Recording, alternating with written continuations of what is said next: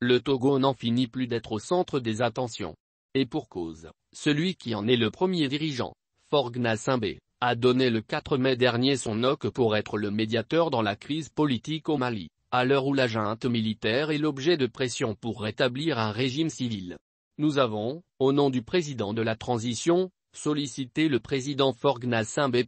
Pour faciliter le dialogue avec les acteurs régionaux et plus largement le dialogue avec l'ensemble de la communauté internationale pour trouver un compromis pouvant nous permettre de sortir de la crise, a déclaré Abdoulaye Diop, le ministre malien des Affaires étrangères alors en visite à Lomé. Pour ce dernier, pour mettre fin à la traversée du désert dont le Mali fait l'objet depuis le coup d'État militaire en août 2020, il faut qu'on fasse preuve de génie politique. Et qui mieux que Faure Gnassingbé pour soutenir l'effort de dialogue malien avec la communauté internationale, et prendre des initiatives de facilitation, lui que ses pairs ont surnommé, non sans complaisance notre jeune doyen, du fait de sa longévité au pouvoir, bien qu'étant jeune. Ce n'est pas sans raison que les aruspices diplomatiques ont jugé bon de choisir le fils de Gnassingbé Yadema afin de jouer les médiateurs entre le Mali et la communauté internationale. D'aussi loin qu'ils nous souviennent, la diplomatie togolaise a souvent pris les devants quand il s'agit de trouver des approches de solutions aux crises transitionnelles que traversent certains pays du continent. Fin avril 2021, Robert Duss était sur les routes tchadiennes, histoire de témoigner aux autorités tchadiennes la solidarité du Togo pour le peuple tchadien et promouvoir les relations bilatérales. Le Tchad venait de perdre son président Idriss Déby Itno le 20 avril, et son fils Mahama Idriss Déby Itno a été choisi pour diriger un conseil militaire de la transition,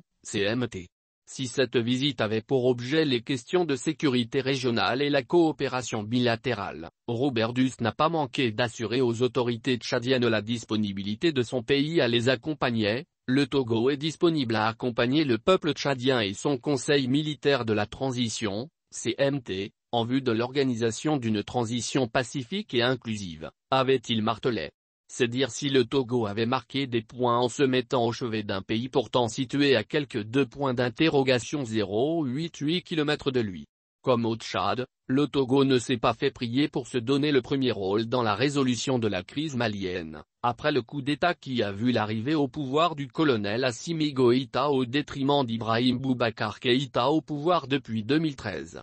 Faure Gnassingbé a un temps fait de Lomé le laboratoire censé trouver un antidote à la crise malienne. À cet effet, Lomé a accueilli le 8 mars 2021 la deuxième réunion du groupe de soutien à la transition au Mali, GST Mali, une initiative initiée par la CEDEAO, l'UA, l'ONU, ainsi que divers pays voisins afin de garantir une transition apaisée dans le pays, a réuni dans la capitale togolaise, de nombreuses personnalités politiques de premier plan. Le soutien indéfectible du Togo au Mali et mon engagement personnel pour une transition réussie dans ce pays, repose non seulement sur l'impérieux devoir de solidarité, mais aussi et surtout sur la communauté de défis et des enjeux sociopolitiques et sécuritaires qui se jouent en arrière-plan, avec des conséquences sous-régionales et régionales certaines. La partition qu'il nous revient de jouer doit contribuer à la création des conditions nécessaires au développement d'un État malien capable de répondre aux besoins de ses citoyens, d'exercer pleinement son autorité sur l'ensemble de son territoire national et d'assumer efficacement ses responsabilités dans la promotion de la sécurité régionale et la recherche de solutions à d'autres défis communs, avait déclaré Faure Gnassingbé. Le fait donc qu'on confie le rôle de médiateur au jeune doyen n'est pas si surprenant que cela. Il en a l'habitude. Sauf que le statut démocratique derrière lequel le médiateur s'abrite pour concilier les parties pose sérieusement question. Faure Gnassingbé, avec le pédigré qui reste le sien, demeure ce qu'il y a de plus antidémocratique, compte tenu du non-respect des règles démocratiques dont il a toujours fait preuve depuis son arrivée au pouvoir en 2005 dans les conditions ubuesques que l'on connaît, et encore au vu et au su d'une communauté internationale trop complaisante.